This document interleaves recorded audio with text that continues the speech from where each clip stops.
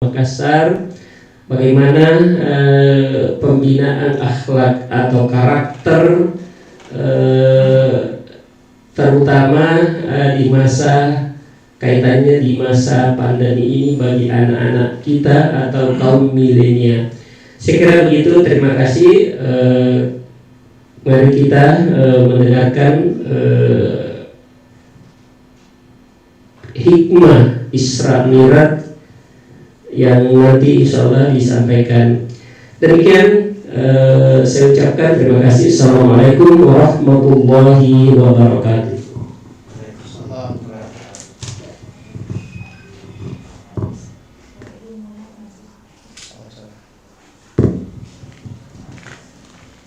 Demikianlah tadi sambutan yang dibawakan oleh Bapak Dr. Andes Kandatul Mula MPD. Kepada Bapak kami ucapkan terima kasih.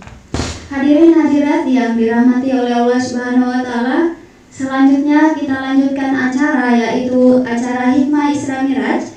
Dalam hal ini akan dipandu oleh Bapak Moderator Pak Sunarto SPD. Kepada Bapak kami persilahkan.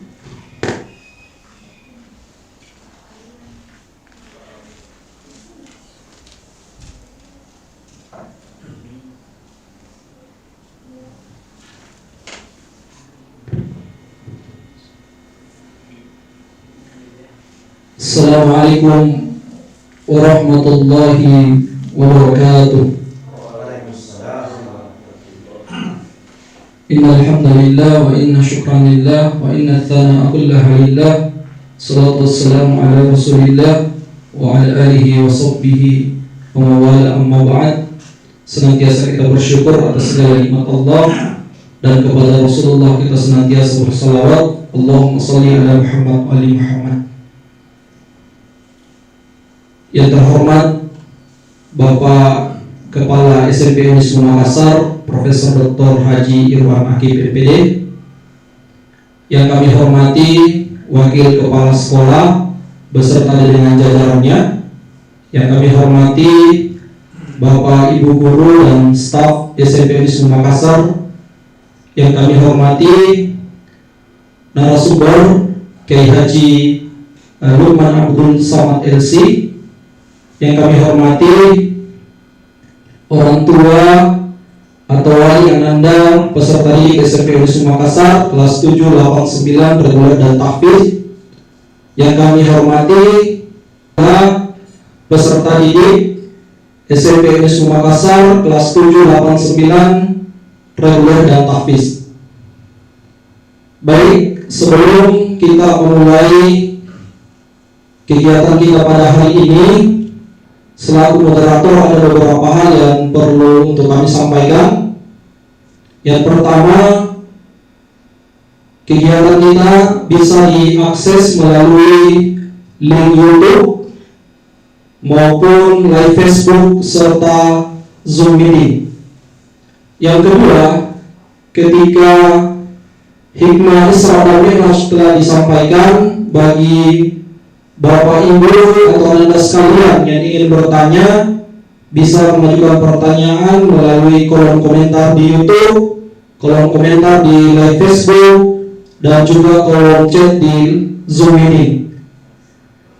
Kami berharap kepada orang tua dan Anda sekalian bisa menyimak secara saksama kegiatan kita pada hari ini, dengan tujuan kita bisa mengambil ibrah atau manfaat dari kegiatan peringatan Isra dan Mi'raj Nabi Muhammad SAW.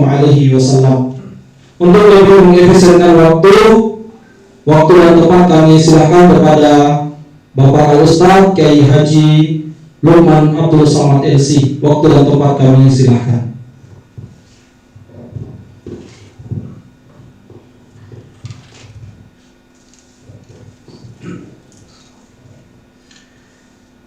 Bismillahirrahmanirrahim.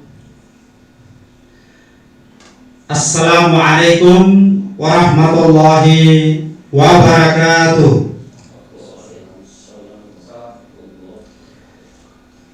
Alhamdulillahi rabbil alamin. Wassalatu wassalamu ala nabiyyina Muhammad wa ala alihi wa sahbihi wa man tabi'ahum bi ihsanin ila yaumiddin. Amma ba'd. Qala Allah Ta'ala fi kitabihil karim, a'udzu billahi minasy syaithanir rajim. Bismillahirrahmanirrahim. Subhanalladzi asra bi'abdihi laylan minal masjidil haram ilal masjidil aqsa alladzi barakna hawlahu linuriyahu min ayatina innahu huwas sami'ul basir. Sadaqallahul azim. Alhamdulillah, mari kita senantiasa memuji dan bersyukur kepada Allah Subhanahu wa Ta'ala, karena dengan rahmat dan ridha-Nya lah sehingga pada kesempatan yang penuh berkah ini kita masih dalam keadaan sehat walafiat, diberi kekuatan, kesempatan untuk bisa mengikuti acara Isra wal Mi'raj yang dilaksanakan oleh SMP Unismu Makassar. Mudah-mudahan kegiatan ini berjalan dengan lancar, juga sukses dan bernilai ibadah di sisi Allah Subhanahu wa Ta'ala. Amin, amin, amin ya rabbal alamin. Selanjutnya tentu pada kesempatan ini yang kita hormati seluruh pimpinan SMP Unismu Makassar, Bapak Ibu guru, dan terutama Ananda siswa bersama dengan orang tua yang ada di rumah maupun di mana saja berada, dan juga tentu peserta yang hadir di studio pada kesempatan ini. Alhamdulillah, pada kesempatan ini saya bersyukur bahwa bisa hadir bersama hadirin semua di acara ini dan di SMP. Tentu ini adalah hal yang luar biasa dan patut kita syukuri, dan saya sangat berbahagia bisa bersama Bapak Ibu, orang tua, juga para guru dan para pimpinan. Alhamdulillah. Pada kesempatan ini kita akan berbicara tentang Isra wal Mi'raj. Ya, tentu kita sudah memaklumi bahwa setiap bulan Rajab seperti ini, kaum muslimin dimanapun berada selalu memperingati. Tentu ini adalah merupakan kesempatan, momen untuk kita melakukan evaluasi. Demikian juga untuk mengambil banyak nilai-nilai. Dan saya kira ini yang menjadi tema sentral kita pada hari ini, bahwa dari peringatan Isra wal Mi'raj Nabi Muhammad SAW, kita akan mewujudkan generasi milenial yang berkarakter Islami. Ini tentu tema yang sangat luar biasa dan saya kira memang sangat relevan untuk kita bicarakan di era ini. Yang khususnya kita rasakan saat ini bahwa memang terjadi krisis karakter, ya, krisis moral, krisis akhlak, khususnya di negeri yang kita cintai ini. Nah, itu saya kira memang momentum Isra Mi'raj ini menjadi momen untuk kita mengevaluasi bersama. Ya, seperti apa generasi kita ke depan. Ya, maksudnya tentu Ananda siswa. di SMP Unisma Makassar. Dan juga saya kira kalau kita amati perkembangan dunia saat ini, ya kalau tadi saya katakan di negeri kita malah justru yang terjadi adalah krisis karakter. Nah, tetapi secara global dunia justru semakin religius. Ya, maksudnya ketika kita mengamati perkembangan di dunia barat, orang semakin dekat dengan agama. Nah, itu saya kira hal yang sangat menarik ya untuk Ananda siswa.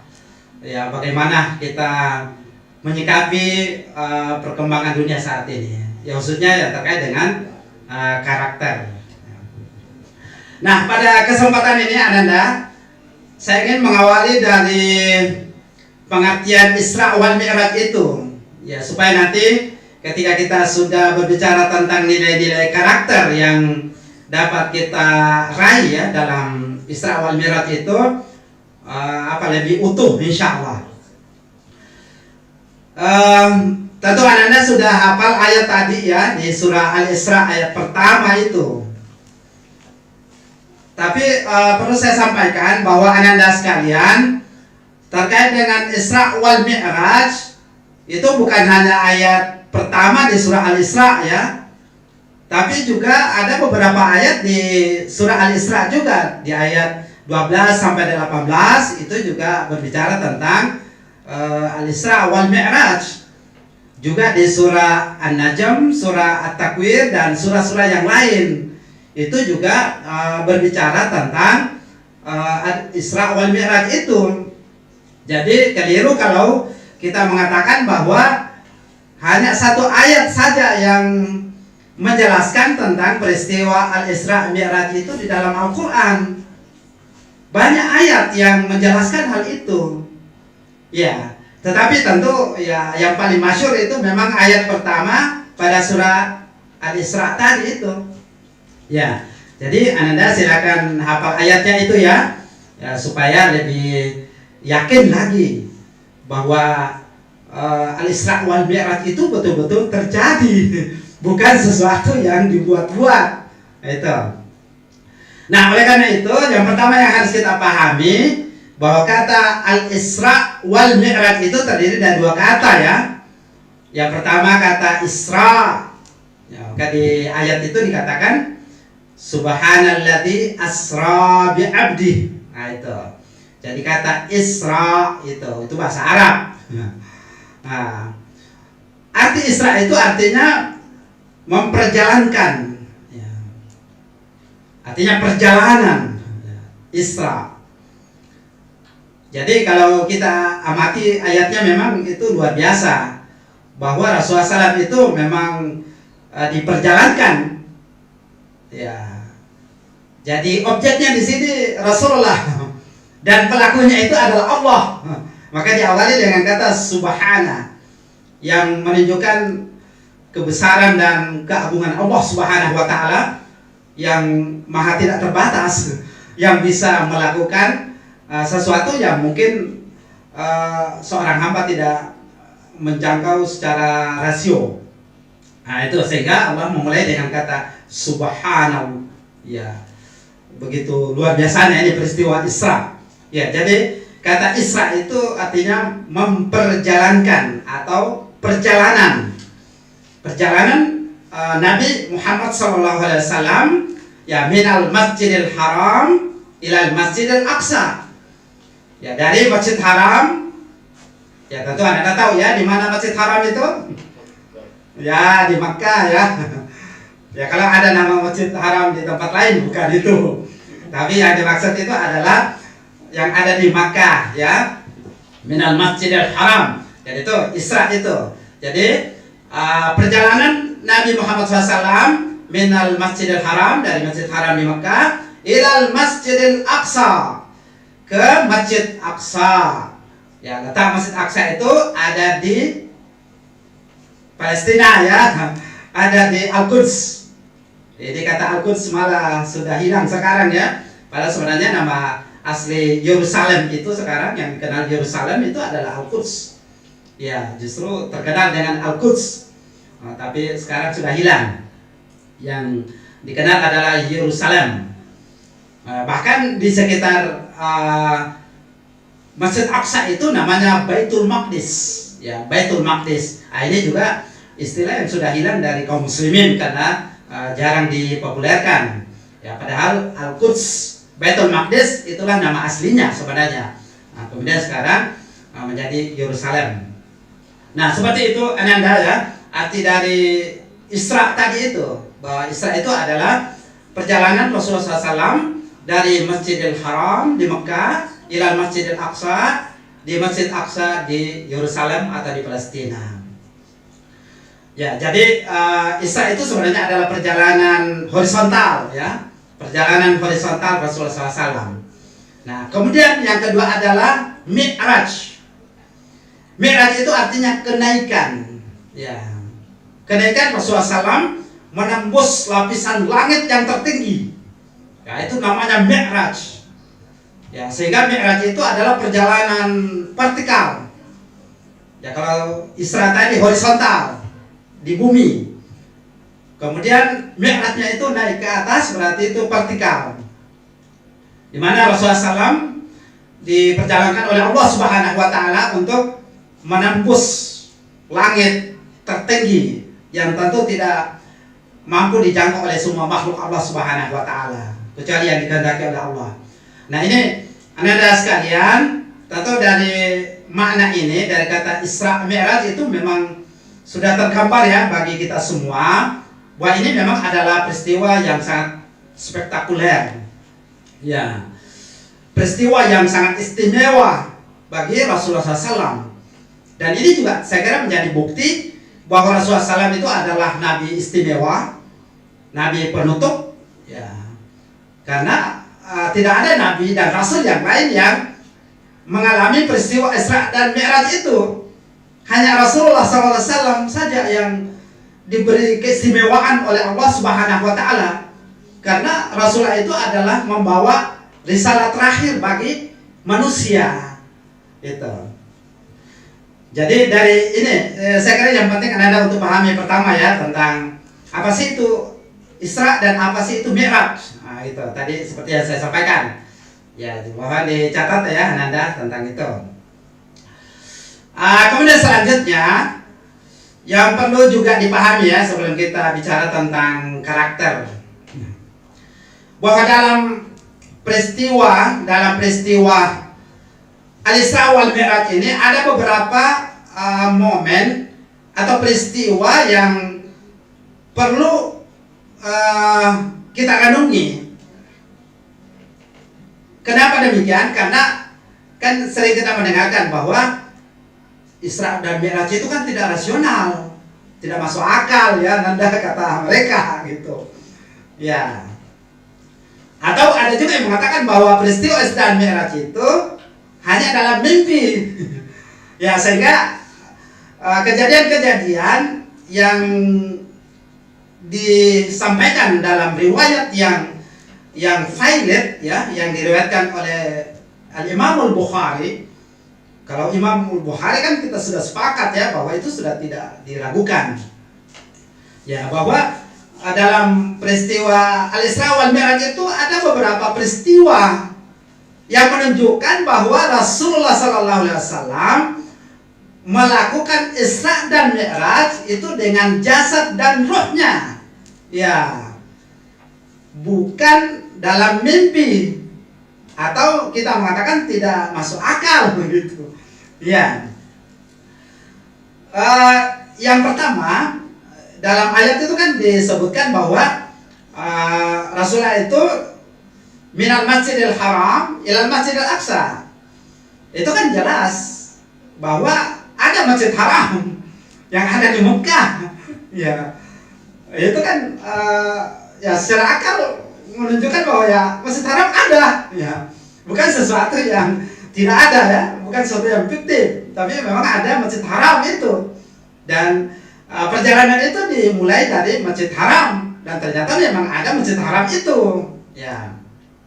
Kemudian ilal Masjidil Aqsa, ke Masjid Aqsa, dan Masjid Aqsa juga itu ada, ya, ada di Yerusalem tadi.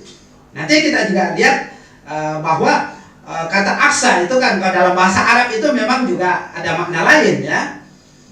Kata Aqsa itu sebenarnya juga menunjukkan tempat yang terjauh gitu ya. Jadi kata Aqsa itu artinya yang terjauh. Nah juga ini ada orang yang mengatakan bahwa Aqsa di sini bukan Masjid Aqsa, tapi itu adalah tempat terjauh. Nah, ini bisa nanti kita patahkan argumennya yang mengatakan bahwa Rasulullah itu tidak ke Masjid Aqsa, tetapi hanya dikatakan Aqsa itu tempat terjauh, gitu ya. Nah ini yang memang sering berkembang ya Ananda di tulisan-tulisan gitu. Ya mungkin Ananda biasa baca gitu ya. Ya.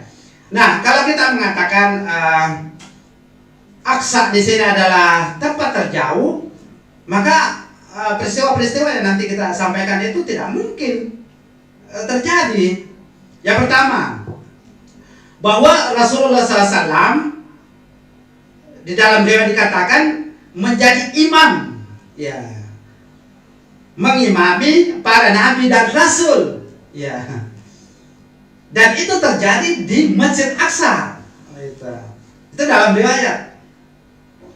Dan diceritakan Rasulullah SAW ketika sampai di pagi hari itu, ya, karena beliau menginap di rumahnya sepupunya ya, waktu itu. Ketika dia tiba pada pagi hari itu, dia menceritakan bahwa saya mengimami para nabi dan rasul di Masjid Aqsa.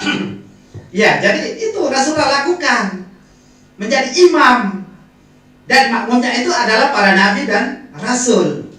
Dan dilakukan di Masjid Aqsa sebelum Mi'raj ke langit. Nah itu juga membuktikan bahwa ya Rasulullah melakukan Isra wal Mi'raj itu dengan fisik, dengan jasad dan roh. Tidak mungkin dia mau mengimami ya kalau hanya rohnya gitu ya. Ya dan juga membuktikan bahwa ya memang ini yang ditempati Rasulullah itu adalah betul-betul Masjid Aqsa yang ada di Yerusalem. Kemudian peristiwa yang lain yang dijelaskan juga dalam riwayat bahwa pada saat itu Rasulullah SAW disuguhi 2 minuman. Ya, jadi ada 2 minuman yang disuguhkan oleh Jibril kepada Rasulullah SAW. Yang pertama adalah susu. Dan yang kedua adalah khamar.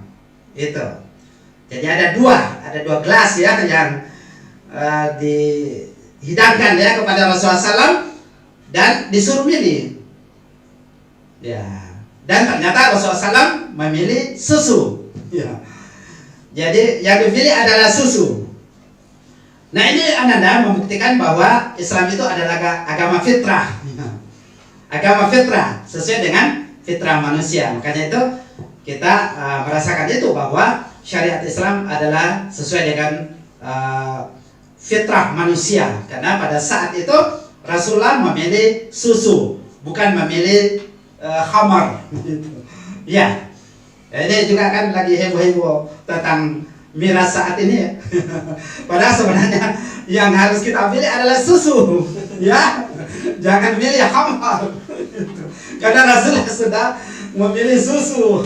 Itu menunjukkan bahwa kita tidak boleh memilih khamar itu ya. Ya, jangan Ananda melakukan itu. Minumlah susu Ananda.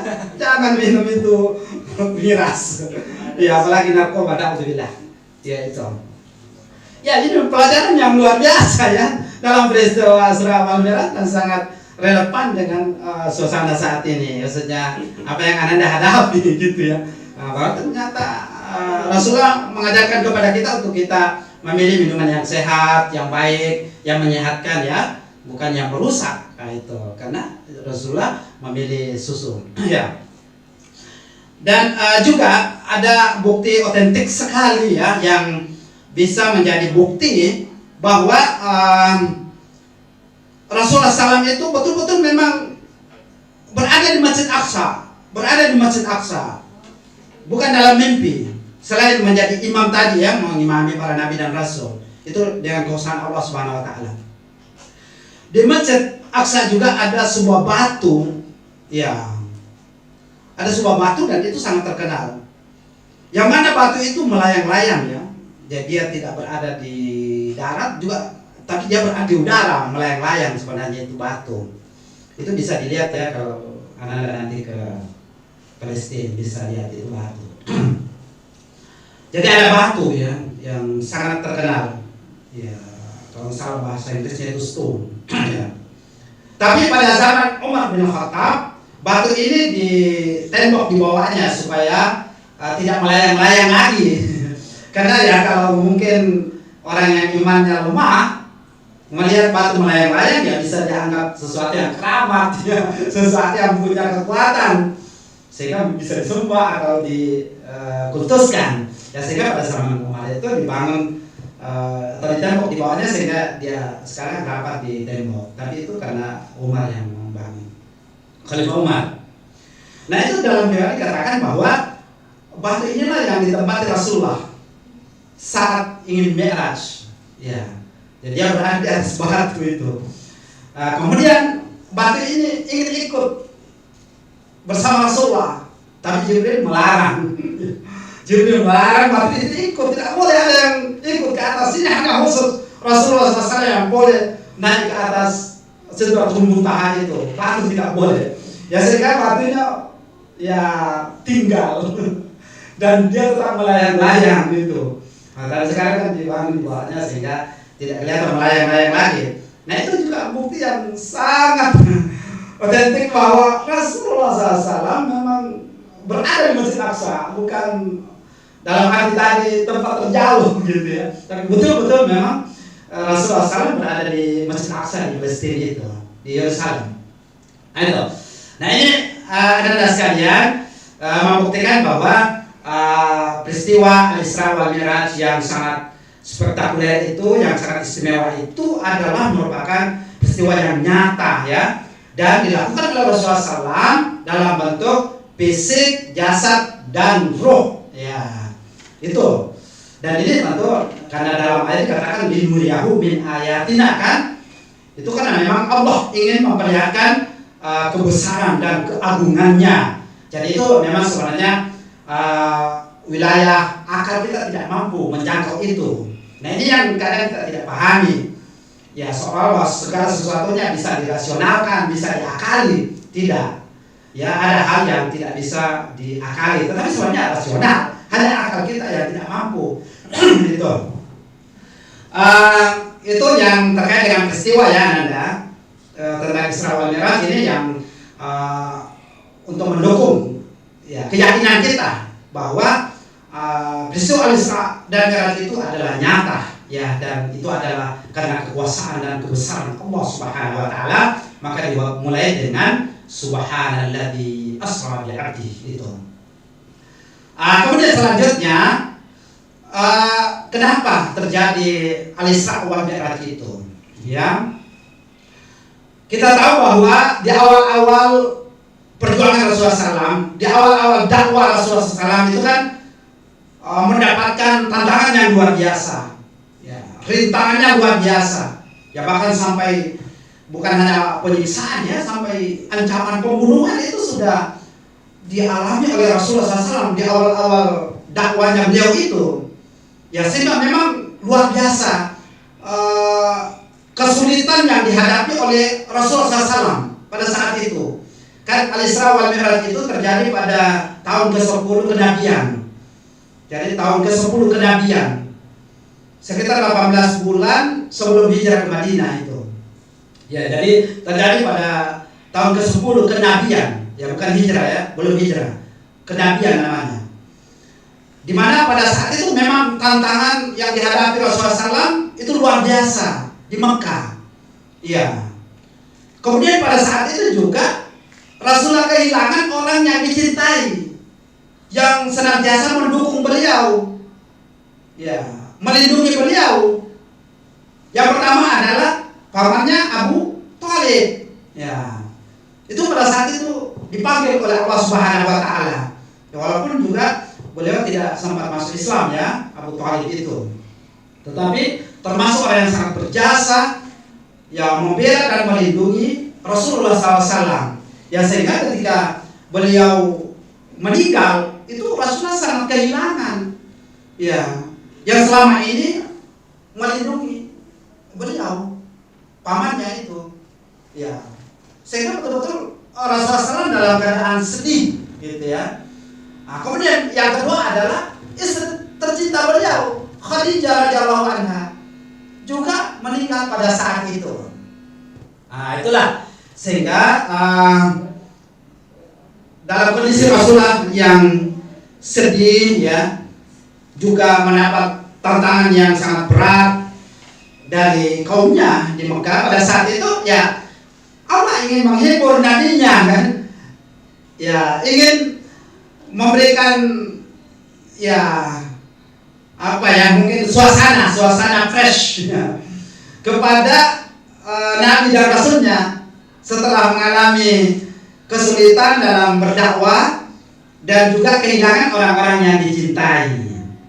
Nah, sehingga pada saat itulah Allah Subhanahu wa taala ingin menghibur nabinya untuk menguatkan semangatnya kembali, maka terjadilah peristiwa Al-Isra wal Mi'raj itu ya, untuk menguatkan kembali semangat Rasulullah dan menghibur Rasulullah SAW, karena baru saja kehilangan orang yang dicintainya, yaitu pamannya Abu Thalib dan istri tercintanya Khadijah radhiyallahu anha. Itu. Jadi seperti itu Ananda ya, secara singkat tentang apa sih itu Isra wal Mi'raj dan bagaimana kejadiannya ya itu. Kemudian selanjutnya seperti yang saya katakan tadi bahwa momen Al-Isra wal Mi'raj di bulan Rajab ini tentu adalah momen yang sangat tepat ya untuk kita melakukan evaluasi. Ya, kita melakukan evaluasi, tentu evaluasi iman ya, terutama gitu ya. Karena berbicara Isra wal Mi'raj ini kan harus menggunakan logika iman ya, Anda. Ya, tidak bisa kalau hanya akal saja, tidak bisa dijangkau oleh akal manusia. Tapi itu kita harus menggunakan logika imaniah namanya. Itu. Karena kalau hanya akal yang terbatas tidak mungkin bisa memahami hal ini. Nah, maka di situ iman yang bicara. Nah, tentu saya katakan bahwa Isra wal Mi'raj ini harus menjadi evaluasi imaniah kita ya. Bagaimana keimanan kita kepada Allah Subhanahu wa taala, mengimani bahwa Allah itu Maha Kuasa yang tidak terbatas, ya, Maha Sempurna yang tidak terbatas adalah Allah Subhanahu wa taala. Dan juga tentu yang paling utama adalah ya bagaimana kita mendapatkan nilai-nilai. Yang kita maksud adalah nilai-nilai karakter dari Isra wal Mi'raj ini yang menjadi tema kita pada kesempatan ini. Nah, sebelum kita lebih jauh membicarakan tentang karakter ini, Anda sekalian, kalau orang tuanya pergi ke tempat yang jauh ya, mungkin pergi Jakarta, ya apalagi ke luar negeri ya. Tentu kalau dia balik, apa bawa sesuatu anak-anak? Kalau bapaknya ibunya pergi ke Jakarta atau pergi ke Singapura, masa balik tidak bawa oleh-oleh ya? Iya, tidak usah sampai Jakarta, mungkin saja kita ke Parepare. Nggak enak ya kalau kita pulang tidak bawa oleh-oleh. Ya, atau kejadian foto katanya Ustaz. Pasti beli oleh-oleh gitu ya.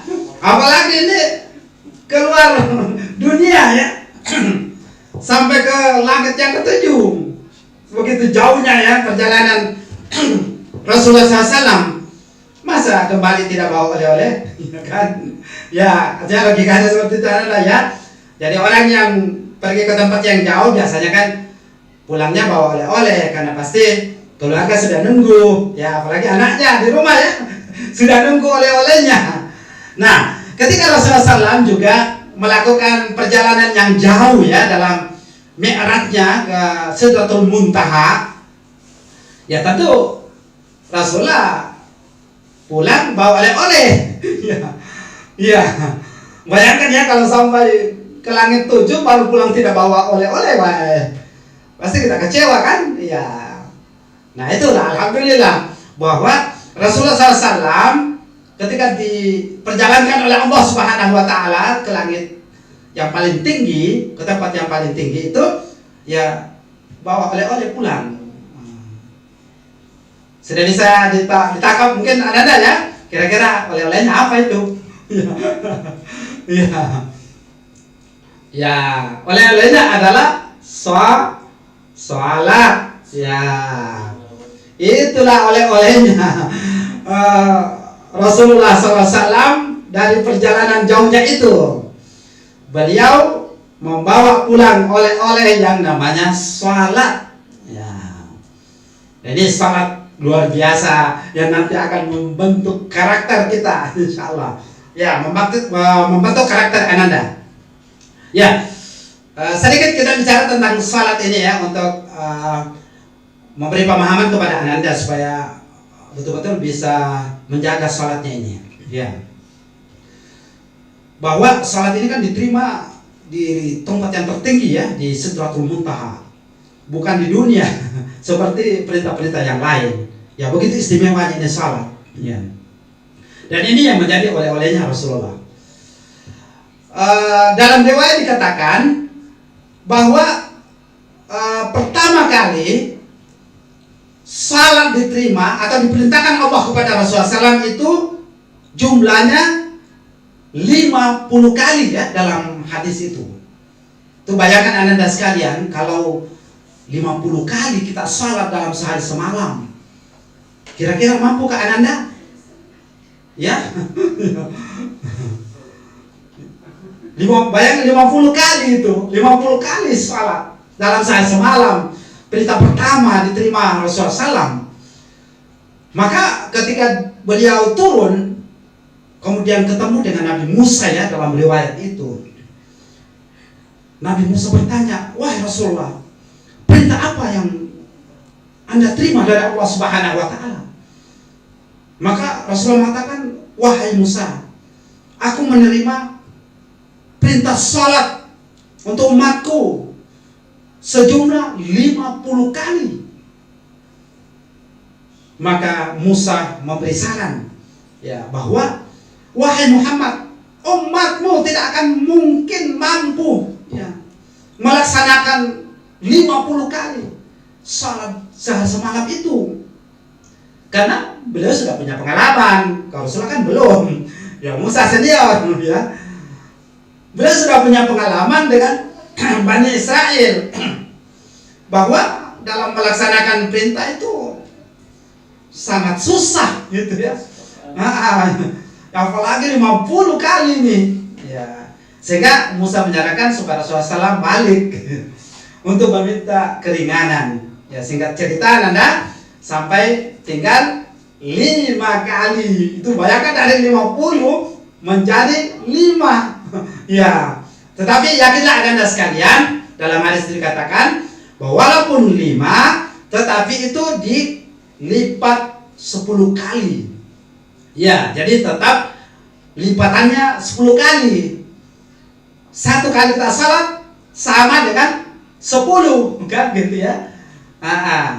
Jadi 1 kali salat dilipat kalikan 10, tetap 10.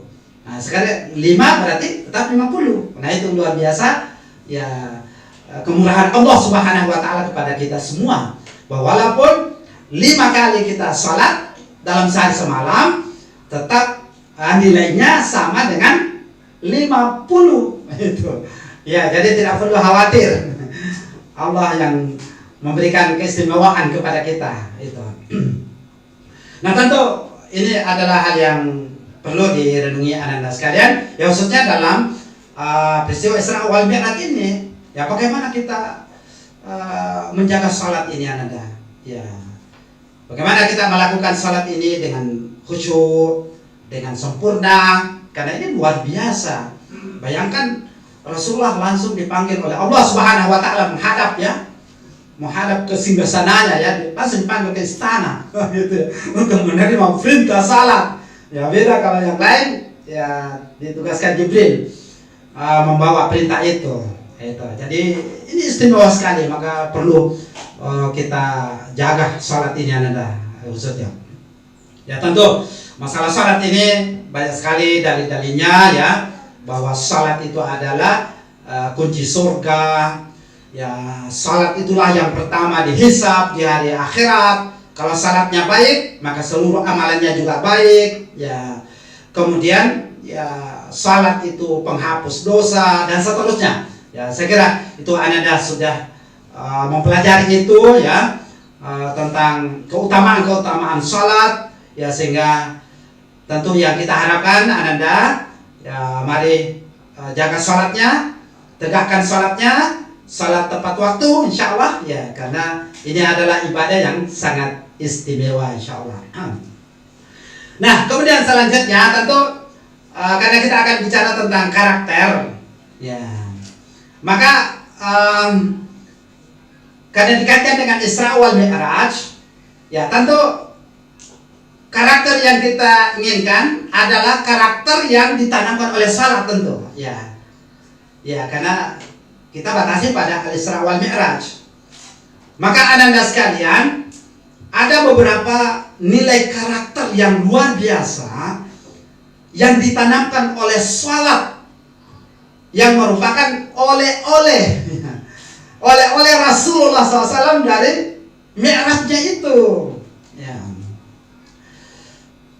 Pada kesempatan ini ada 7 karakter yang saya ingin sampaikan untuk Ananda catat ya, dan nanti dilaksanakan insya Allah ya.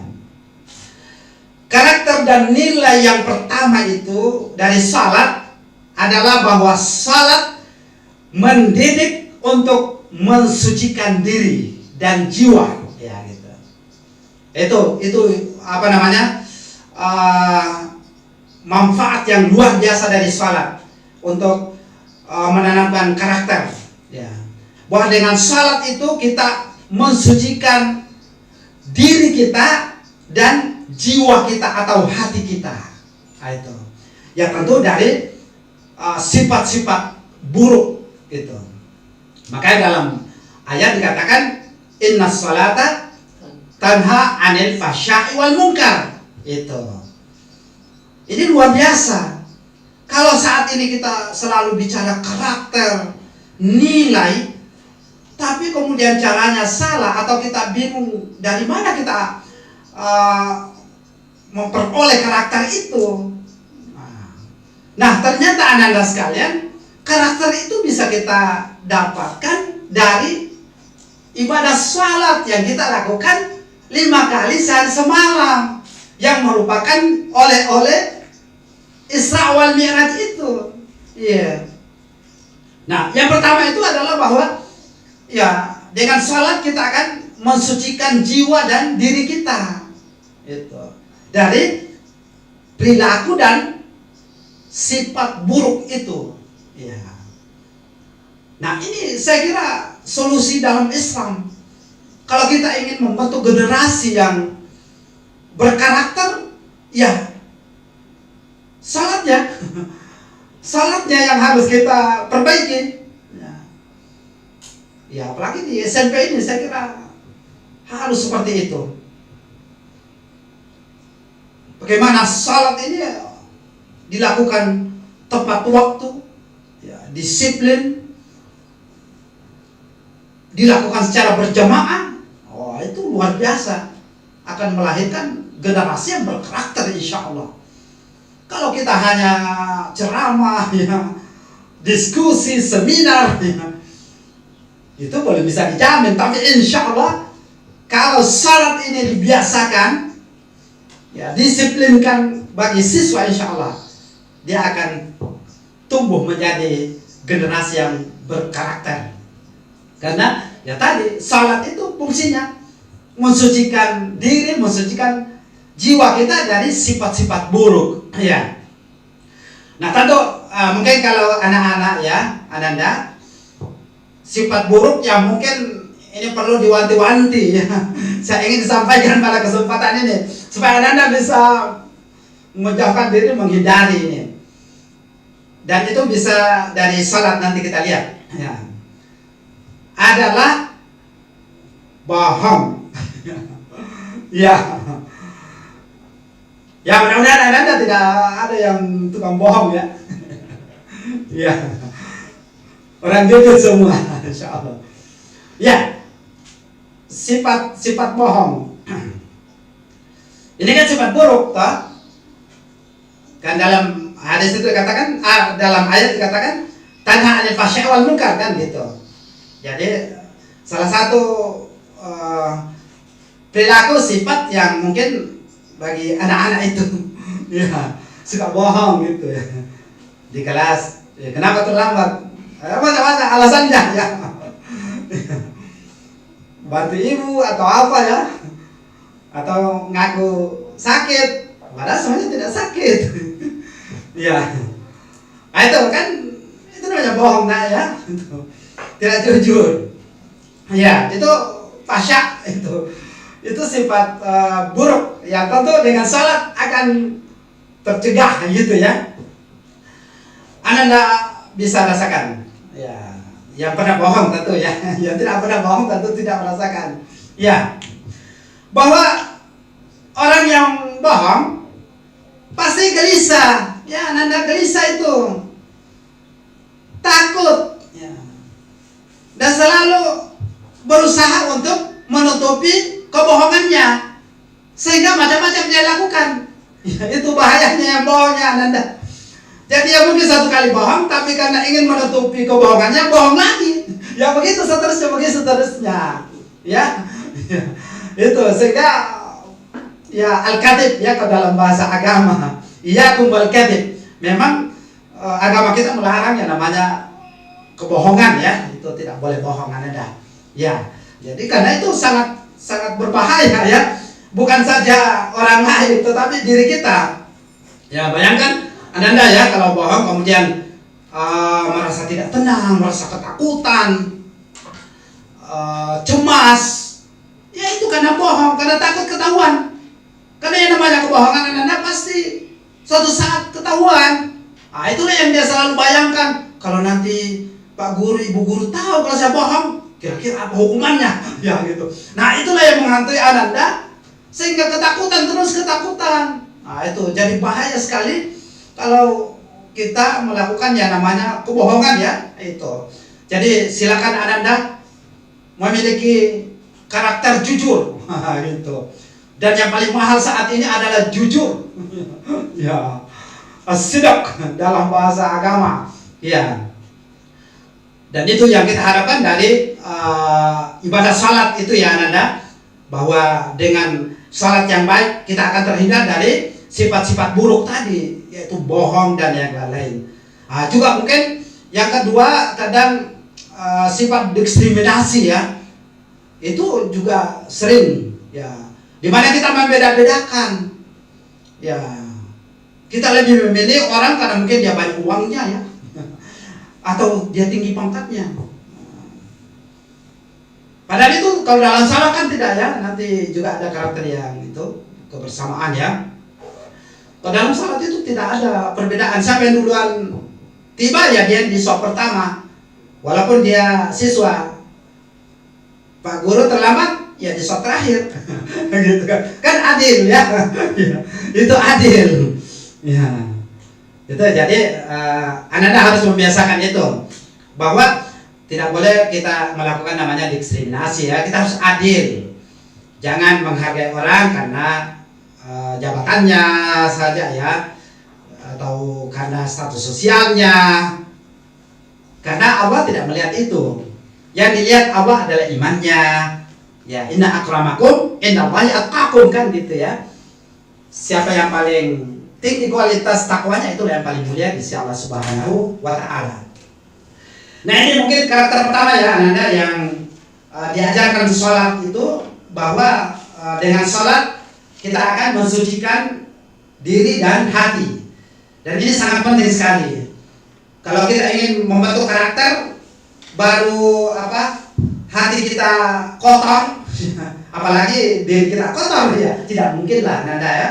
Nah, maka yang pertama itu adalah bagaimana kita selalu membersihkan diri dan membersihkan hati atau jiwa, dan itu melalui salat. Sudah dijamin oleh Allah tadi. Inna salata tanha 'anil fahsya'i wal munkar. Nah, itu jadi saya kira juga lembaga-lembaga pendidikan harus memahami ini, bahwa kalau kita ingin membentuk generasi yang baik, ya mari kita perbaiki salatnya. Ya, alhamdulillah kalau di Perserikatan Muhammadiyah, sekolah-sekolah Muhammadiyah, perguruan tinggi Muhammadiyah memang ya alhamdulillah waktu salat semua kegiatan dihentikan. Kita menuju ke masjid untuk salat, karena itu dalam bentuk dalam rangka membentuk karakter tadi. Karena dengan salat itu kita melakukan pensucian jiwa dan diri, gitu ya. Ya, sehingga insya Allah mudah kita bentuk selanjutnya. Nah, itu yang pertama, Ananda. Kemudian yang kedua, bahwa salat itu mendidik kesatuan dan persatuan. Nah, itu ya. Salat itu membentuk karakter persatuan dan kesatuan serta kekompakan. Nah, itu salat. Coba lihat Ananda, ketika kita salat berjamaah ya, kita salat berjamaah. Sebelum imam melakukan takbiratul ihram, Allahu Akbar, pasti dia menengok ke belakang, ya, menengok ke belakang untuk merapikan shaf. Ya, hanya karena kita lagi COVID saat ini, ya kan katanya harus jaga jarak. Tapi saya kata biasanya jaga jarak, Ustaz. Tidak sih?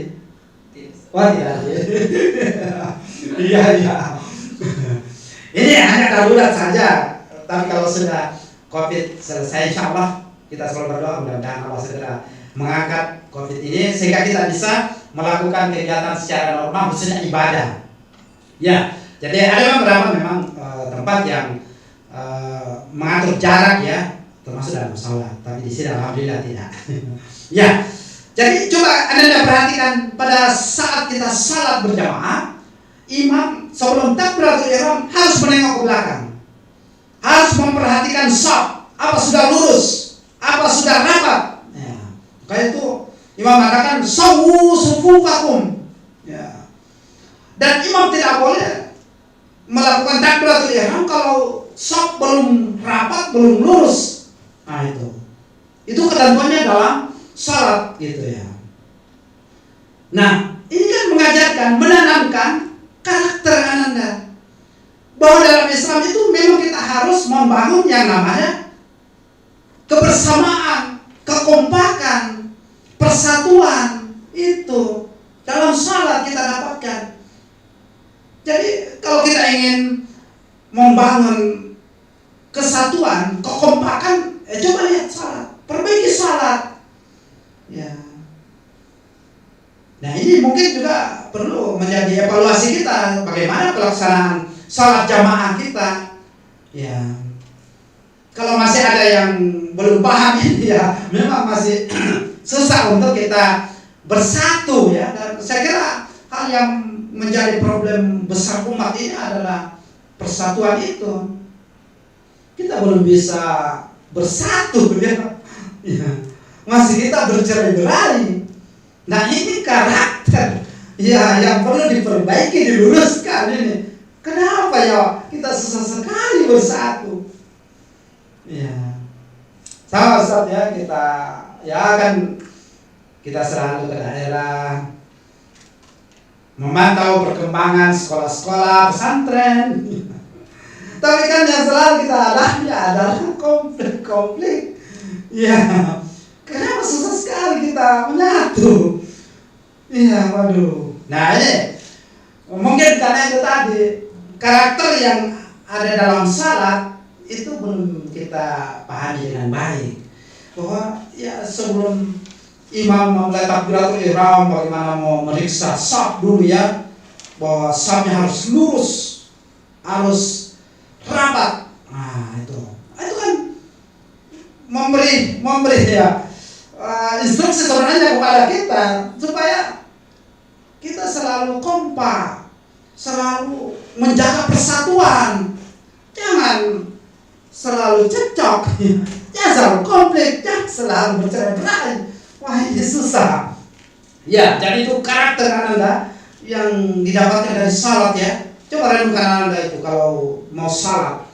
Pasti imamnya mengatakan luruskan, rapatkan.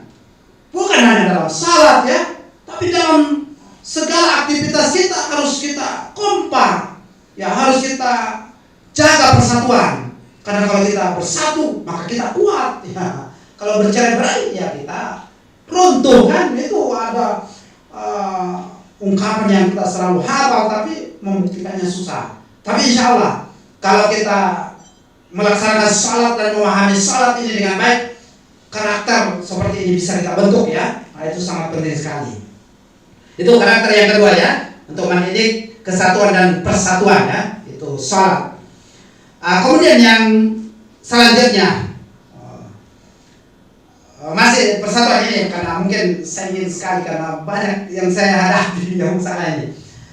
Dalam Islam itu kan sebenarnya kalau kita betul-betul memahami ya, maksudnya dalam salat, kalau kita salat kan kiblat kita satu, ya semua menghadap ke Baitullah, ke Ka'bah kan, ya itu. Jadi arah kita satu semua sebenarnya, ya arah kita satu. Tapi kenapa ketika kita di luar salat tidak bisa menyatukan arah ya? Ini susah. Padahal ketika kita salat bisa. Tidak ada kan Anda yang menghadap ke timur atau ke selatan ya? Ketika salat semua menghadap ke barat.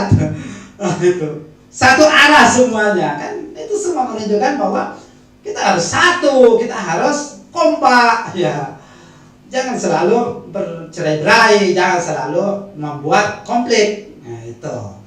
Ya, itu semua merupakan pembelajaran dari salat untuk membentuk karakter itu ya Anda. Ya, karakter kompak itu. Nah, kemudian yang ketiga, ini juga saya kira sangat penting sekali. Bahwa salat itu mendidik kita disiplin. Karakter disiplin, khususnya disiplin waktu. Ya. Nah ini juga yang masalah di kita. Kalau ada acara, tapi alhamdulillah tadi tepat waktu ya. Wah, masya Allah, saya salut. Ternyata acara sudah dimulai baru saya datang. Biasanya di mana-mana kita nunggu. Ya tapi ini alhamdulillah mumtaz. Masya Allah, mumtaz SMP. Ya. Memang berkemajuan, insya Allah. Iya, itu. Jadi dalam salat itu kita diajari karakter disiplin, ya khususnya disiplin waktu kan ada. Ya. Dan seperti saya katakan tadi bahwa ini yang paling parah kita ini. Ya, susah sekali disiplin. Ya sehingga kadang kita membuat undangan tidak sesuai dengan jadwal. Ya. Acaranya jam 9, kita undang 8.30. Nah ini kan juga sebenarnya salah. Orang yang datang disiplin juga marah-marah. Loh kok belum dimulai acaranya? Dia sudah setengah jam menunggu. Akhirnya juga nanti kalau terima ya sama juga, dia akan terlambat juga. Ya, karena ternyata acaranya memang jam 9 baru dimulai, tapi undangannya jam 8.30. Ya. Maksudnya panitia sudah memperkirakan mereka akan terlambat ya, sehingga diharapkan setengah jam itu durasi untuk menunggu nanti sudah mulai. Nah, itu juga saya kira solusi yang salah, karena itu membuat orang terbiasa terlambat. Itu ya. Nah di dalam salat itu kan tidak boleh begitu ya, kalau sudah sampai waktu yang sudah harus dimulai ya. Jadi ini karena dalam ayat dikatakan inna salata kanat lil mu'minina kitaban mawquta ya, kanat alal mu'minina kitaban mawquta. Jadi salat itu memang sudah ada waktu yang ditetapkan ya. Kalau kita salat belum masuk waktu, apa salat diterima atau sah Anda? Tidak toh? Iya. Nah, atau juga sudah di luar waktunya kan sudah tidak juga. Nah itu, jadi ini menunjukkan bahwa kita diajari disiplin Anda. Dan disiplin ini adalah hal yang sangat menentukan untuk kesuksesan kita di era milenial saat ini. Ya, kita bisa lihat Anda, negara-negara yang disiplin. Ya, contohkan saja seperti Jepang ya, Korea, Cina, Amerika, Eropa, ya. Yang dekat-dekat ini Australia, Singapura, ya. Itu kan negara yang betul-betul disiplin, khususnya dalam waktu. Maka mereka maju, ya mereka hebat. Kita tidak. Padahal kita salat, yang mengajarkan kepada kita karakter disiplin. Itu. Tapi kita belum bisa mendisiplinkan diri, padahal kita rajin salat. Nah, ini yang perlu kita evaluasi. Ya, dalam momentum Mi'raj seperti ini perlu kita evaluasi Ananda. Salat kita disiplin, tapi kemudian kenapa di kegiatan lain kita tidak bisa disiplin? Nah, ini kan masih ada parsial namanya ini. Kalau dia salah disiplin, tapi kemudian di luar salat dia disiplin, itu juga salah. Ya, harusnya salat mengajarkan kita disiplin waktu, ya juga kita harus membawa karakter itu ke dalam kehidupan kita sehari-hari, bukan hanya ketika kita salat, ya, tetapi apapun yang kita lakukan, ya harus kita disiplin. Ya, maksudnya dalam pembelajaran, ya, Ananda, dalam proses pendidikan itu Ananda harus belajar disiplin. Ya, jangan biasakan terlambat. Ya, datanglah ya sebelum waktu bahkan, ya, atau tepat waktu. Karena itu adalah karakter yang diajarkan oleh salat kepada kita, Ananda. Nah, itu. Jadi itu karakter yang ketiga, disiplin. Kemudian karakter yang keempat yang kita juga dapatkan dalam salat, ya, yaitu disiplin tertib organisasi, ya. Jadi salat itu mengajarkan karakter tertib organisasi. Ya, kita bisa perhatikan salat jamaah, ya, bagaimana rapi, ya, disiplin, ya, ketika kita melakukan salat berjamaah. Dan itu dalam ayat, ya, yang juga sangat populer. Innallaha yuhibbul ladzina yuqatiluna fi sabilihi shaffa ka'annahum bunyanun marsus. Nah, itu. Jadi memang kita dikehendaki untuk melakukan dakwah khususnya dan semua kegiatan itu shaffa, ya, dalam barisan yang rapi, disiplin. Nah, itu ada dalam salat. Ya. Bagaimana imam itu tidak memulai salat kalau belum rapi safnya, belum lurus safnya, ya itu. Nah, itu kan berarti sebuah pelajaran organisasi dalam salat itu luar biasa. Kita tertib, ya. Siapa yang datang duluan, ya dia berada di saf pertama dan seterusnya. Nah, itu kan menunjukkan tertib dan rapi. Itu semacam organisasi, ya. Dan kalau di Perserikatan, alhamdulillah memang ini juga salah satu kehebatan, ya, perserikatan kita, karena dia tertib organisasinya luar biasa, ya. Dan itu Anda bisa rasakan, ya, di SMP seperti ini, ya. Dan itu adalah pelajaran yang kita dapatkan dari salat itu, ya, dari salat. Ketentuan-ketentuan imam apa segala macam kan itu sudah harus menjadi syarat, ya. Sehingga itu adalah sebuah organisasi yang rapi itu sebenarnya dalam salat itu. Nah, itu yang keempat, ya. Kemudian yang kelima, ini juga sangat penting, bahwa salat mendidik kita taat kepada pemimpin. Nah, itu. Taat kepada pemimpin. Ini juga karakter, ya. Anda bisa perhatikan, ya. Kalau kita salat berjamaah, apakah boleh kita menyalahi imam? Tidak boleh, toh? Ya. Apa yang dilakukan imam, ya kita ikuti. Kalau dia takbir, kita takbir. Dia ruku, kita ruku. Dia sujud, kita sujud. Dan tidak boleh kita mendahului, kan gitu, ya. Dalam hadis kita dilarang mendahului imam, ya. Tapi kita harus ikut imam, gitu. Innama ju'ilal imamu liyutamma bih, dalam hadis. Imam itu kita ikuti gitu. Jangan dilombai. Ya. Nah, kan itu mengajarkan kepada kita bahwa kita harus taat kepada imam, taat kepada pemimpin. Ya, tentu dengan syarat ya. Karena dalam hadis katakan la ta'ata li ma'siyatil makhluk gitu ya.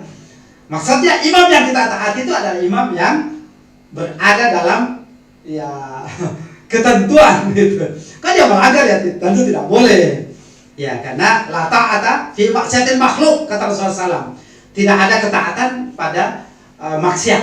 Nah, gitu. Jadi ini pelajaran yang luar biasa. Anda tidak harus mengikuti aturan di sekolah ya. Harus taat kepada guru, taat kepada kepala sekolah, taat kepada orang tua, gitu kan. Nah, itu pelajaran yang luar biasa dari salat itu, bahwa kita harus taat kepada pemimpin. Ya, tentu pemimpin kita dalam salat itu adalah imam. Kita tidak boleh menyalahi. Kapan kita menyalahi? Ya keluar dari jamaah dan tentu batal jamaahnya. Gitu. Atau kita mendahului imam juga tidak boleh, ya. Nah, itu. Jadi itu pelajaran yang luar biasa, membuat karakter taat kepada pemimpin dalam hal kebenaran tentu. Ya. Itu yang kelima ya. Nah. Kemudian yang keenam, bahwa dalam salat kita dididik untuk persamaan hak, ya. Persamaan hak. Dalam bahasa Islam itu al-musawah ya, al-musawah. Persamaan hak, persamaan derajat. Ya, saya sudah singgung tadi bahwa dalam Islam, ya khususnya dalam salat itu kita tidak melihat status sosial orang ya, gitu. Karena memang yang dinilai Allah itu adalah kualitas iman kita. Inna Allah la yanzuru ila ajsamikum wala ila suwarikum walakin yanzuru ila qulubikum wa a'malikum, gitu ya. Sungguhnya Allah itu tidak melihat kepada bentuk fisik, bentuk rupa, ya. Tapi yang dinilai Allah itu adalah hati dan amal kita. Nah, itu, dan itu dalam salat betul-betul terasa gitu ya, bahwa seseorang tidak dinilai sesuai dengan jabatannya. Ya. Siapa yang datang pertama, dia berada di saf pertama. Ya. Dan itu tidak ada perbedaan antara orang kaya, orang miskin, pejabat dan yang bukan pejabat, sama-sama. Ya. Ketika ruku sama-sama ruku. Jangan mengatakan saya kan orang kaya, tidak perlu ruku. Itu tidak bisa. Ya, saya kan ini guru. Tidak ada. Pokoknya sama semuanya. Kalau dalam ibadah salat. Nah, itu adalah merupakan karakter yang luar biasa Anda ya, ditanamkan kepada kita untuk senantiasa dalam hak itu sama ya.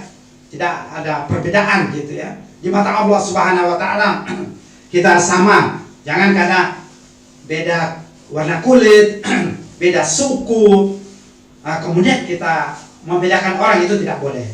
Ya, karena di mata Allah Subhanahu wa taala semua sama. Yang membedakan tadi itu adalah hati dan amal saleh kita, artinya iman, ketakwaan kita pada Allah Subhanahu wa taala. Nah, itu adalah merupakan penilaian di sisi Allah Subhanahu wa taala. Nah, kemudian yang terakhir, karakter yang terakhir itu adalah salat mendidik kita menjadi pemberani. Ini siswa harus memiliki keberanian ya. Harus pede gitu. Self confidence itu penting ya dimiliki. Apalagi di era seperti ini. Kalau saya biasa pesantren itu kami selalu semangati santri-santri itu untuk percaya diri ya. Jangan justru merasa rendah kalau di pesantren.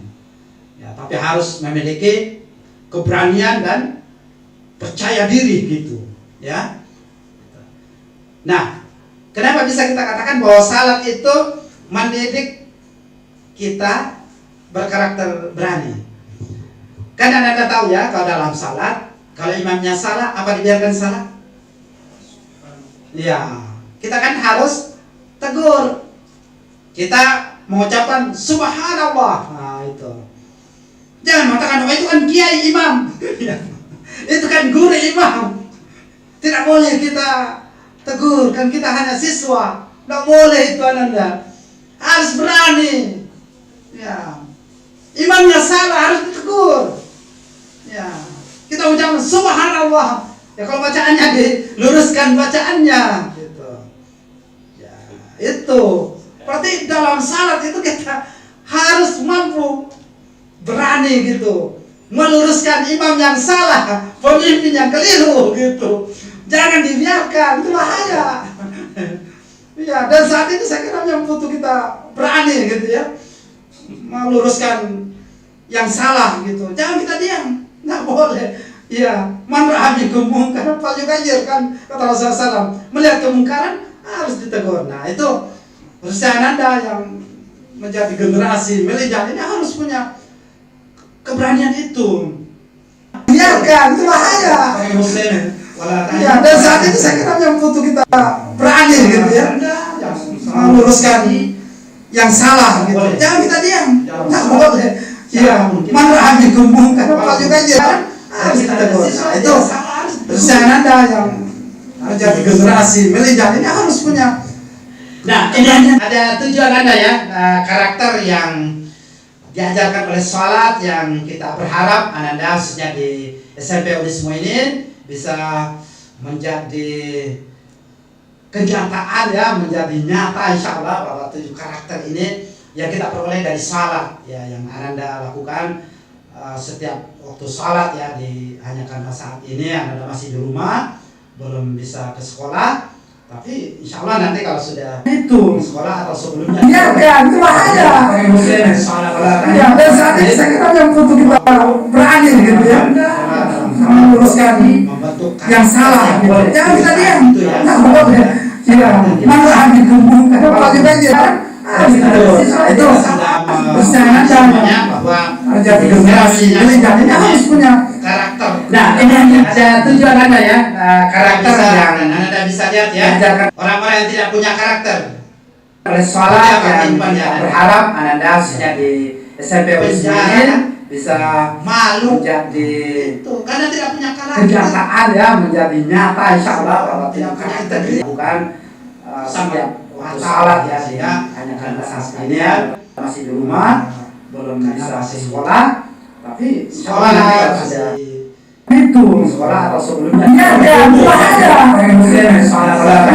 katakan masih kecil. Saya kira yang butuh kita berani gitu ya, meluruskan anak-anak baru tumbuh yang salah. Jangan kita diam. Memang kita dulu itu perhatian mereka itu memang kepada generasi yang baru tumbuh itu luar biasa. Karena ketika dia masih sudah terbiasa itu ketika jadi generasi ini harus punya karakter. Nah, ini ada tujuan Anda ya, karakter yang Anda bisa lihat ya, orang-orang yang tidak punya karakter yang baru sholat yang berharap Anda menjadi SMP Unismo bisa malu jadi karena tidak punya karakter, semakin hebat. Tapi sebaliknya, kalau sejak sekarang Ananda sudah tidak berkarakter, sudah tidak punya akhlak, sudah tidak punya moral, suka bohong, ketika dewasa lebih hancur. Na'udzubillah. Nah, maka itu saya kira memang kegiatan seperti ini kita berharap anak-anak kita ya yang baru tumbuh ini kita harus berikan perhatian yang luar biasa untuk membangun karakternya itu. Ya, karena kita yakin insya Allah kalau sejak kecil dia sudah berkarakter, maka ketika dia dewasa, ketika dia tua nanti, insya Allah jauh lebih baik dan lebih berkarakter lagi insya Allah. Itu harapan kita Anda ya. Ya, sehingga karakter-karakter tadi mohon dicatat dengan baik-baik dan coba amati setiap salat. Setiap salat bahwa apakah 7 karakter ini yang Ustaz sampaikan ya menjadi nyata insya Allah yang kita dan sampai salat ya sih ya masih rumah masih sekolah baik sekolah sekolah atau sebelumnya katakan masih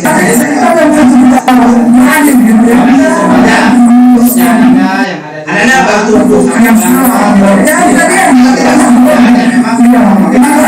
memperhatikan pendidikan karakter anaknya. Perhatian mereka itu memang kepada generasi yang baru. Inilah insyaallah penanaman Karena karakter itu. ketika dia masih sudah karakter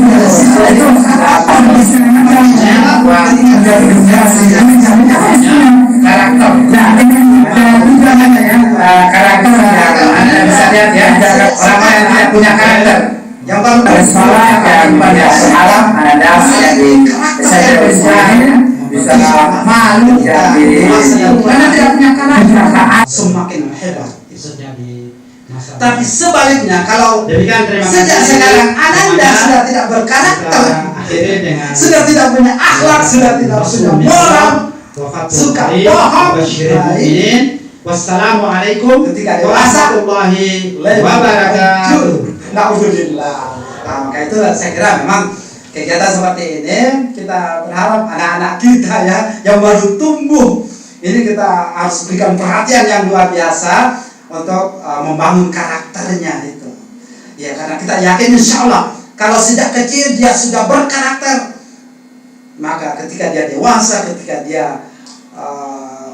tua nanti insya Allah jauh lebih baik dan lebih berkarakter lagi insya Allah. Itu harapan kita Anda ya.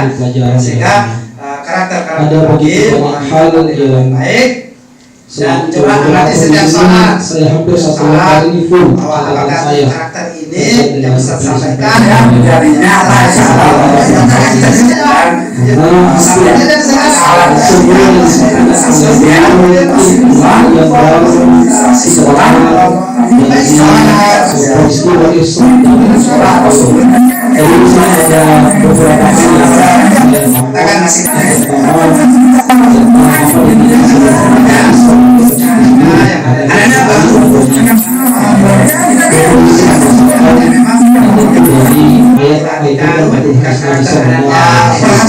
yang kedua tentang proses atau peristiwa ketika dia masih sudah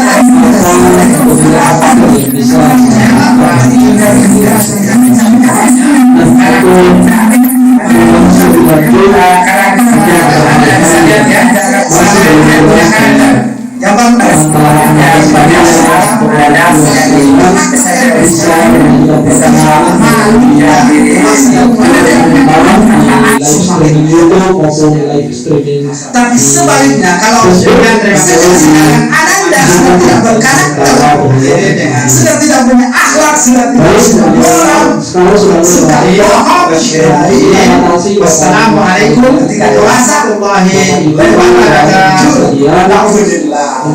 Itu saya kira memang kegiatan seperti ini kita berharap anak-anak kita yang baru tumbuh ini kita harus berikan perhatian yang luar biasa untuk membangun karakternya. Ya karena kita yakin insya Allah kalau sejak kecil dia sudah berkarakter sebelah bagian bawah ketika dia dewasa wahai orang-orang yang beriman janganlah kamu mendekati salat ketika kamu dalam keadaan mabuk sampai kamu sadar apa yang kamu ucapkan. Itu harapan kita Maknanya bagaimana hukum yang ada bagi salat ibadahnya baik dan tidak membersih dalam bersama full. Kita langsung dari nyata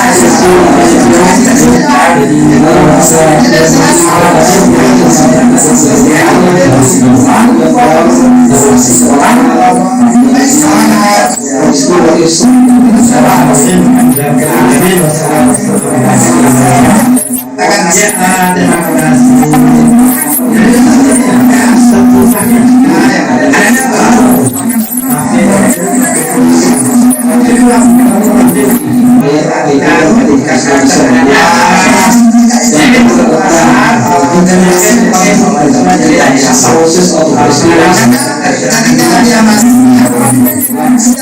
dalam ayat yang disebutkan tadi bahwa sekarang ya karena kalian kalian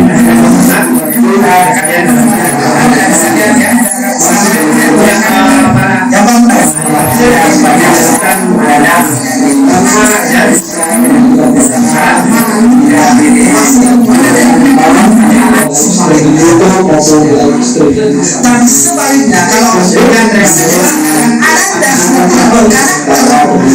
sudah tidak punya akhlak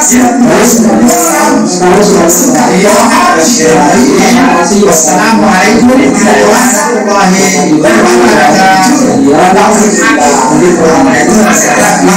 Kegiatan seperti ini kita harap anak-anak ini kita akan perhatian yang luar biasa untuk membangun karakternya. Karena yakin semua kecil dia sudah berkarakter. Jadi jangan kami mereka bersabar baik dalam keadaan malu sampai kami sadar apa yang kami ucapkan. itu harapan kita ada sehingga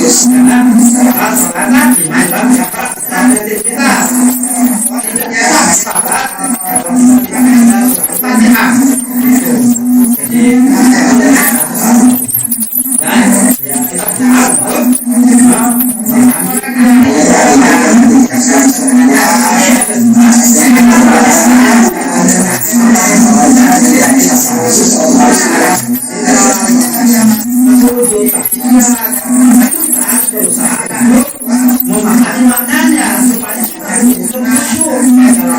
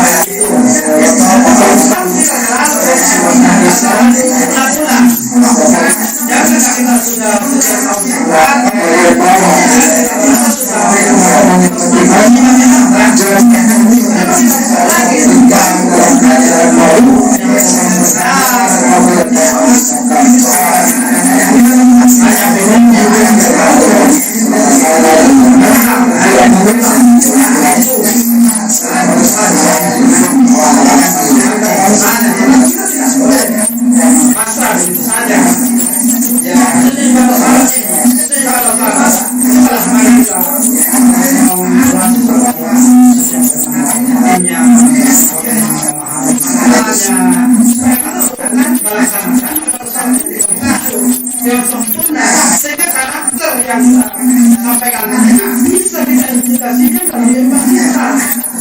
Iya, inilah. Ya bahkan dalam sebuah hadis bahwa dengan persamaan orang tetangga dan dikatakan bahwa ada orang salah, tetapi tidak berubah dari perilakunya yang buruk. Seperti itu sebenarnya tidak salah dalam hadis soalnya. Bayangkan, kalau hanya suka kami ada bahkan surah Al-Ma'un kita jawab mendengarkan surah Al-Ma'un ini.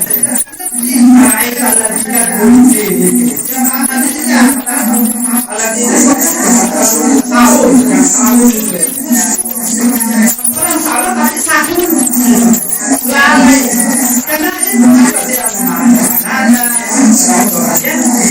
tidak tidak mau menangkap nilai-nilai tadi itu.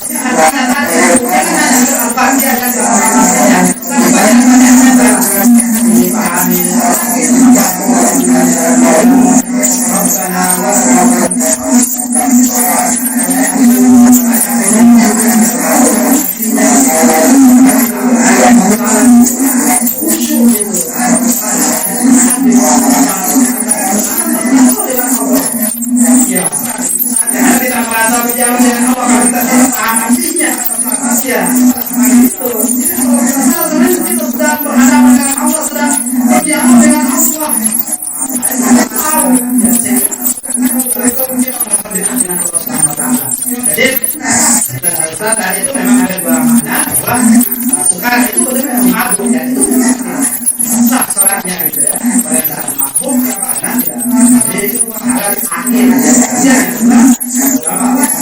bahwa sukar yang masuk pada yang macam tidak bahwa yang bersuara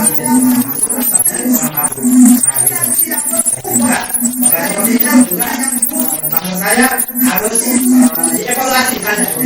Yang tidak mengatakan oleh seperti ini jangan salat, wah itu bahaya. Nanti lebih banyak tidak salat, bukan ya. Tapi ini untuk memberi motivasi kepada kita supaya yang buruk mulai dari sekarang kita mau teman-teman ya baca artinya dan ini maknanya supaya kita salat kita sambil baca itu supaya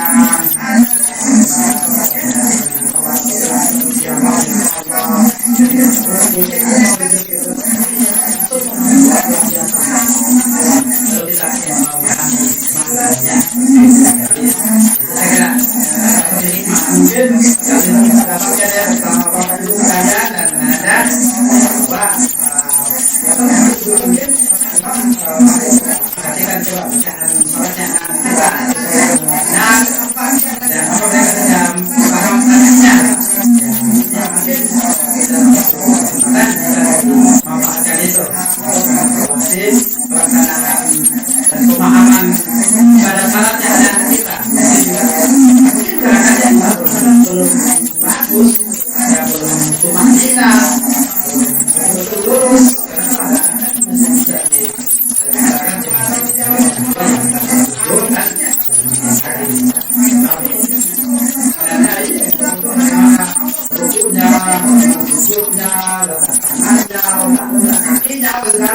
jadi kan harusnya dievaluasi ya dulu ya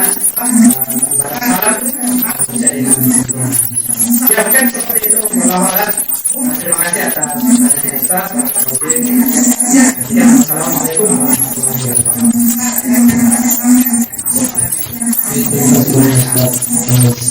Jawabannya mudah-mudahan apa yang ditanyakan oleh Ustaz Zulfahmi juga bisa dipahami oleh anak sekalian dan Bapak Ibu, orang tua dan seluruh hadirin dan hadirat peserta pengajian peringatan Islam dan kita. Baik, berdasarkan pemakaian kolom komentar. Untuk saat ini tidak ada pertanyaan tambahan. Mungkin yang sedang hadir, karena jumlahnya juga terbatas yang hadir, satu orang kita berikan kesempatan untuk bertanya. Silakan Pak.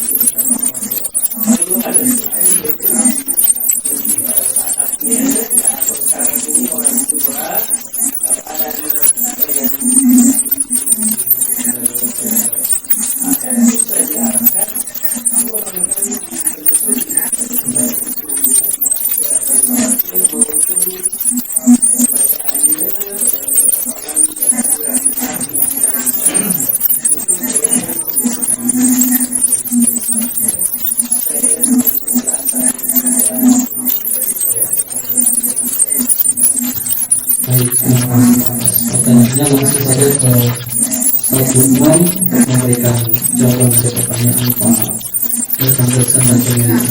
Silakan Pak. Ya, bismillah. Terima kasih banyak Ustaz. Saya kira tepat apa yang Ustaz katakan tadi, bahwa sebenarnya memang dalam Islam ukuran yang paling tepat kita jadikan standar itu adalah salat. Dari kalau kita perhatikan ayat dan hadis Rasulullah SAW itu memang banyak sekali cerita tentang salat ini. Bahkan begitu istimewa yang salat tadi diterima di Tuhan itu ya, tidak dibawa oleh Jibril. Karena memang ini ibadah yang begitu spesial sekali gitu ya, yang bisa membentuk karakter yang tidak diinginkan dari umat ini. Ya, maka sebenarnya juga orang tua kita dulu ya, kalau memberikan amanah, melepas anak atau apa gitu kan, selalu kan pesanannya jangan tinggalkan salatnya, kan gitu. Apapun yang anda hadapi, apapun salat, gitu. Ya. Karena ya memang dengan sangat insya Allah yang saya sampaikan bahwa ya kalau kita melakukan salat kan betul hati kita tenang, perasaan kita segar, dan gitu ya. Ya mungkin Anda bisa rasakan ya, lagi orang tua ya, bahwa kalau kita ada masalah, ada problem, kemudian kita langsung berdoa, kemudian kita salatkan itu keras terasa sekali gitu ya, terasa sekali. Masuk Allah memberikan solusi gitu ya. Dan bahkan seperti Rasulullah SAW dalam suasana apapun memang kita selalu diskusi untuk salat gitu. Jadi dalam keadaan marah kan kita disuruh dulu dan salat. Nah itu kan supaya redah marahnya itu bisa menjadi solusi. Ada masalah yang lain, masalah ya bicara hati. Berbicara hati itu memang saya kira kuncinya di salat. Insya Allah ketika kita melakukan salat tepat waktu sesuai dengan tuntunan khusyuk, maka hatinya akan berjudi. Kalau kita ada orang yang tidak nilai hati, sebenarnya mungkin bisa dicek di salatnya juga. Sekali di rumah gitu ya, mungkin salatnya yang perlu dicek. Ya, karena sama dengan salat itu jelaskan dalam ayat dikatakan akhir salat di akhir salat di jadikanlah salat untuk mengaku. Kemudian di ayat yang lain telah dijawabkan ayat Bismillahi sampai 10. Bahwa dengan mengingat Allah, hati akan menjadi tenang. Nah itu kalau kita mengatakan bahwa memang dalam salat yang khusyuk tentu, salat yang benar gerakannya, benar bacaannya pasti ya itu yang akan membuat kita tenang. Dan kalau hati kita tenang, hati kita sehat, maka itu yang ada hati. Dan begitu logikanya besar ya. Tapi kalau hati yang bermasalah, pasti yang lain bermasalah. Nah gitu. Jadi sekarang kata kita salah juga ya. Selalu hal-hal yang akan bukan ya. Selalu mengatakan hal-hal yang ya. Nah, buktinya kan orang pintar. Masalah juga ya. Ada orang pintar sekali. Karena hanya prinsipnya saja yang selalu diperhatikan. Artinya diberikan. Artinya menjadi bahkan dalam hal ini kan Allah biasa dibuat. Kita salah kalau biasa betul. Baik salah kalau biasa betul. Dalam tubuh itu ada satu penyimpan. Ada daging. Ada salat biasa betul. Tapi biasa betul. Kalau dia rusak maka seluruh anggota tubuh rusak. Malah pada waktu itu hati. Itu saya kira penting kita perhatikan di dalam diri. Banyak ada yang selalu disuruh, selalu perhatikan ya, salah kita. Hatinya harus banyak tentu. Kalau itu benar salahnya ya salah. Jangan jaminan lagi dalam itu. Tapi salah dikit. Kemudian ada dikit lagi tambah 20 kan gitu. Ya, bahwa dikit yang paling aktual itu adalah dalam salah. Dan Allah akan menjamin bahwa orang yang khusyuk dalam salatnya itu hatinya akan menjadi tenang. Dan ketika hatinya tenang, bersih, tidak mudah diatur, mudah diarahkan, mudah menerima saran, mudah menerima pencerahan. Tetap sebaliknya hatinya malah gelap, membuka angin apapun, siapapun, mungkin tidak akan mampu lagi. Nah itu menurut saya kaitannya seperti itu. Bahwa salat itu memang kaitannya dengan hati. Ya. Dan ketika hati yang satu insya Allah mudah. Ya. Karena kalau dari hati ke akal itu juga mudah. Jadi mari kita semua pendidik untuk kita memperhatikan ibadah salatnya kita.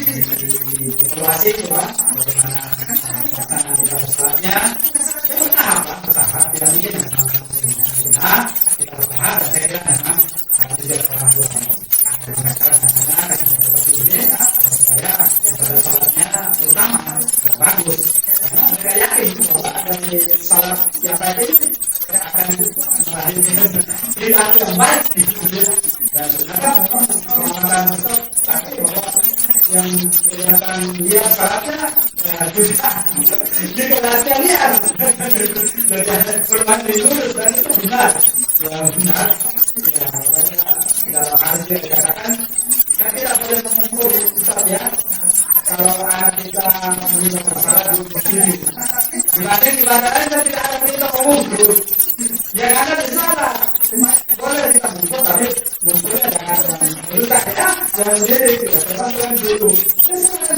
dicek apa kan kalau dia baik dalam salatnya itu boleh asal jangan melanggar kata kita nanti jadi penjara ya kita dilapor katanya tidak boleh memukul siswa padahal ini dalam rangka kebaikan supaya dia perhatikan sholatnya kita memukul kita berguru seperti itu itulah ketika dia mulai bisa bersuluh itu begitu pentingnya cara sehingga dalam diri anak ini kita boleh bias ya ketika dia mengadakan pada salat dan ada di salat ini ya dulu kita bicara tentang amal tentang kekhidmatan yang paling menentukan ya jadi memang sama benar saat bahwa ada kaitannya itu dengan hati-hati dengan ibadah salatnya salat itu dalam kita katakan orang yang bagus salat itu mudah diarahkan mudah menerima kekerahan dibanding orang-orang yang bermasalah dan sebagainya. Ya, mungkin seperti ini tadi mungkin untuk berbicara lain Ustaz ya supaya lebih punya lagi dan kemudian kita bisa terapkan ya dalam bidang pendidikan kita. Sudah kita mengawal terus karena sudah ada solusi yang harus kita lakukan dalam pendidikan untuk membentuk organisasi yang berkarakter di jadi kan cukup Assalamualaikum warahmatullahi wabarakatuh. Terima kasih banyak kami ucapkan kembali kepada Ustaz Lukman karena telah memberikan jawaban dari pertanyaan kedua. Baik, hadirin dan hadirat, atas perhatian terhadap persoalan terus yang Rasulullah SAW yang sama-sama kami hormati. Jadi kita sampai di penghujung acara di mana setelah moderator saya ingin menyampaikan beberapa kesimpulan dari materi pendidikan hari ini.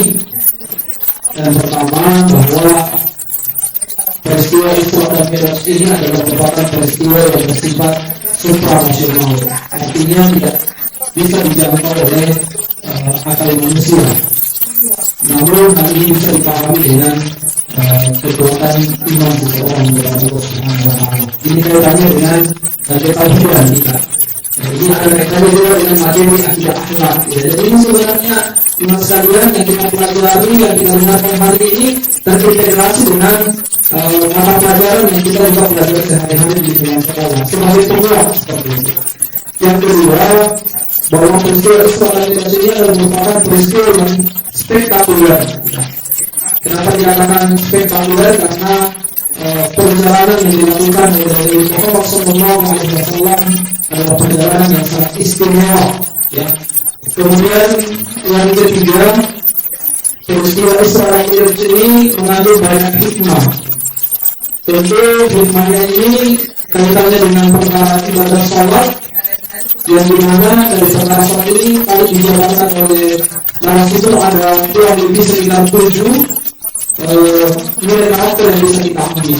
Yang pertama tentu adalah mendidik mensucikan diri, yang kedua adalah mendidik persatuan dan kesatuan, yang ketiga mendidik disiplin, keempat mendidik tertib organisasi, yang kelima mendidik taat kepada pemimpin, yang keenam mendidik untuk kesamaan derajat, dan yang ketujuh adalah mendidik seseorang untuk menjadi pemberani.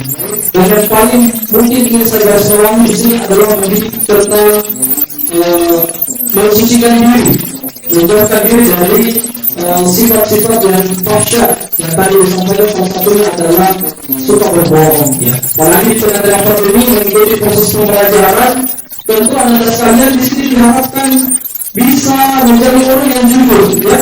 Karena dalam Islam kita diajarkan tentang ihsan, ya. Kalau kita mungkin tidak dilihat oleh guru kita, yakinlah bahwa malaikat Allah Subhanahu wa taala senantiasa mengawasi kita, mencatat apa yang kita lakukan. Jadi harapannya ke depan setelah mengikuti pengajian hari ini tidak ada lagi anak sekalian yang ketika ikut pembelajaran hanya mengaktifkan videonya misalnya, kalau misalnya tadarus atau misalnya hanya sekedar absen di streaming itu kemudian ditinggalkan. Jadi harapannya seperti itu. Itu untuk satu cakupan. Kemudian yang kedua adalah tentang kedisiplinan. Kedisiplinan di sini tentu bukan hanya persoalan kedisiplinan kita ikut belajar. Misalnya jam 8 sudah ikut pembelajaran sampai jam 11.20. Tetapi juga menjadi kedisiplinan kita tentang perkara sholat ini. Karena barometer seorang mukmin apakah dia baik atau tidak amalannya di hadapan Allah dalam tentang perkara sholatnya. Jadi jangan heran kalau kita bisa melihat ada banyak orang hebat di luar sana yang kemudian mudah urusannya dimudahkan oleh Allah, kemudian mereka dimudahkan ketika belajar Al-Quran itu karena mereka pasti menjaga ibadah sholatnya. Jadi anak sekalian, Bapak Ibu yang hadir pada kesempatan ini, semoga apa yang disampaikan tadi bisa membawa manfaat dalam kehidupan kita insyaAllah dan bisa kita terapkan. Segera cukup untuk kesempatan ini kami sekali lagi mengucapkan terima kasih sebesar-besarnya kepada pimpinan SMP Wisma Makassar yang telah mendukung kegiatan ini secara penuh, dan tentu kami ucapkan terima kasih sebesar-besarnya kepada Ustaz Rahman Abdul Somad LC yang memberikan materi yang sangat luar biasa pada hari ini yang menjadi contoh dari peringatan istiqamah kita itu sendiri. Dan yang tentu kami tidak bisa ucapkan satu persatu untuk ucapan terima kasih kepada seluruh stakeholder yang ada di SMP Wisma Makassar, terutama Bapak dan Ibu orang tua yang telah membantu mengarahkan anak-anak kita untuk bergabung pada kegiatan ini. Saya kira cukup. Mudah-mudahan kita di kesempatan yang lain bisa dipertemukan langsung di sekolah ketika pandemi sudah berlalu, sehingga proses dialog kita tentu akan lebih berkembang lagi. Saya kira cukup. Saya tutup dengan membaca doa kafaratul majlis. Subhanallah wa bihamdihi, nasyhadu an la ilaha illa anta, nastaghfiruka wa natubu ilaik. Fasbiru falak. Assalamualaikum warahmatullahi wabarakatuh. Kemudian yang kedua